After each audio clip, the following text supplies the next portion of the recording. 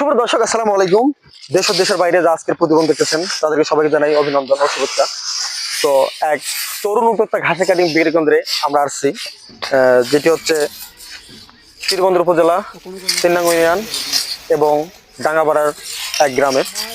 তো আশা করি যিনি যে ঘাসটি রোপণ করেছেন তার মুখ থেকে আজকে আমরা শুনে আসবো যে কেন এই ঘাসটি চাষ করছেন, কিভাবে চাষ করলো, কিসের জন্য চাষ করলো, তার আজকের এই মুখ থেকে জানবো আমরা।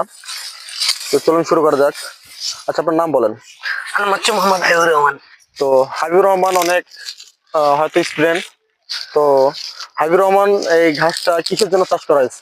এটা মূলত বিজনেসের জন্য আর পাশাপাশি গরুর আচ্ছা, এগুলো মানে যেগুলো কাটিং ক্রয় করে, জি জি, যারা প্রান্তিক খামারে আছে আপনার কাছ থেকে, যারা কাটিং ক্রয় করতে চাচ্ছে তারা কিসের মাধ্যমে আপনার কাছ থেকে নিতে পারবে? আমাদের মানে এই যে ভিডিওটা কিংবা এটা আপনাদের ডেসক্রিপশনে নাম্বার দেওয়া থাকবে, নাম্বার দেখে আমাদের সাথে যোগাযোগ করতে পারবে। আচ্ছা, তাদের গন্তব্যস্থল কিসের মাধ্যমে যাবে? গন্তব্যস্থলে তারা যদি আমাদের কাছাকাছি হয় এসে নিয়ে যেতে পারে, কিংবা যদি দূরে হয়, দেখেন যে দেশের এক প্রান্ত থেকে আরেক প্রান্ত হয়, তাহলে আমরা কুরিয়ার সার্ভিসের মাধ্যমে দিয়ে দিই এটা। তো কুরিয়ার সার্ভিসের মাধ্যমে দিবেন। আসলে এই জাতটার নাম কি? এই জাতটা হচ্ছে জারাওয়ান হাইব্রিড। জারাওয়ান হাইব্রিড।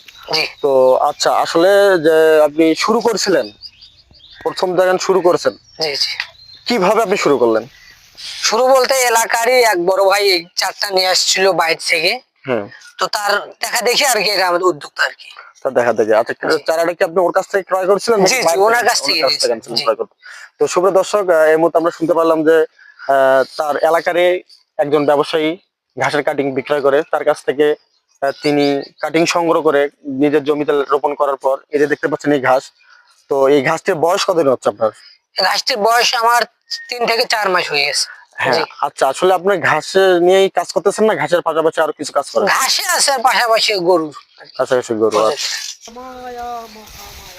তো এই ঘাসটি লাগানোর মূল সিজন কোন সময়? এটা শীতকালের জন্য, শীত মৌসুমের জন্য একটা বেস্ট। জি। তো অন্য ঘাসের তুলনায় বিভিন্ন জাতের ঘাস আছে আপনাদের বাংলাদেশে।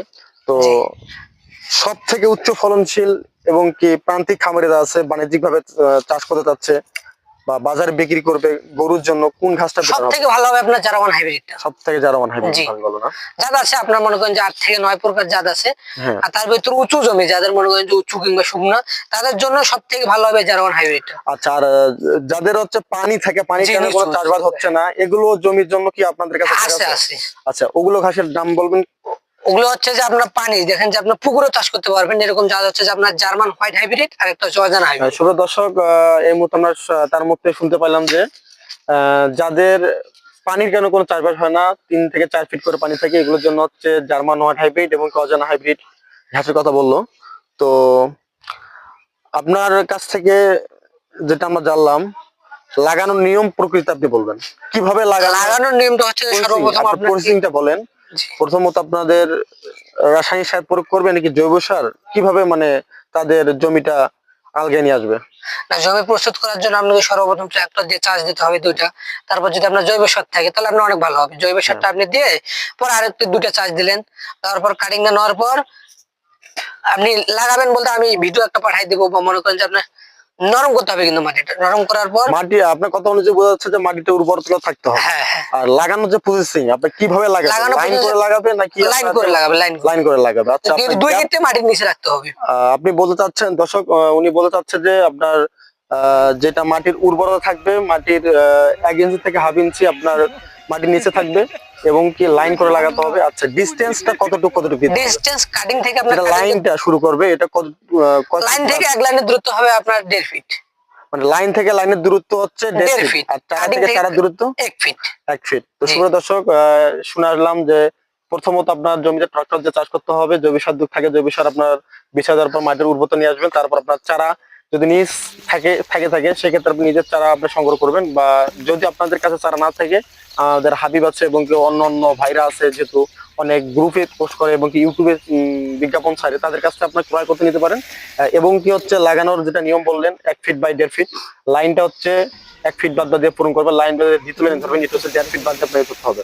তো আসলে দানাদার খাদ্যের যে হারে দাম বাড়ছে, আমরা কোনো প্রান্তিক খামারে যারা আছি অতি সহজে বেশি অ্যামাউন্টে লাভবান হতে পারতেছি না। যেহেতু যারা প্রান্তিক খামারি, যাদের খামারে মানে পর্যাপ্ত পরিমাণে কাছাকাছি রাখবে, তাদের মানে লাভটা অনেক বেশি অ্যামাউন্টে চলে আসবে। যেহেতু আমরা খড় জাতীয় জিনিস এগুলো খাই, এদের থেকে আপনার মানে প্রোটিন সংখ্যার দিক দিয়ে হলেও এই ঘাসের মানে কাঁচা ঘাসের প্রোটিন পার্সেন্ট অনেক বেশি আপনার যে যারা ঘাসটি আছে। আচ্ছা, এই ঘাসটির প্রোটিন সংখ্যা কত? যারা ঘাসে আপনার 20 থেকে 22% প্রোটিন তো আছে। যারা ঘাসে 20 থেকে 22% প্রোটিন, এবং কি সরাসরি দেখা যাচ্ছে যে আপনার দানাদার গোখাদ্যে সর্বোচ্চ সময়ের জন্য হচ্ছে 15 থেকে 17% প্রোটিন থাকে। খড়ের যেমন আপনার 7% প্রোটিন। দ্বিগুণ পরিমাণে প্রোটিন রয়েছে আপনাদের যারা ঘাসে। যারা যারা কাটিং ক্রয় করতে চাইবেন, স্ক্রিনে থাকা নাম্বারে যোগাযোগ করতে পারেন।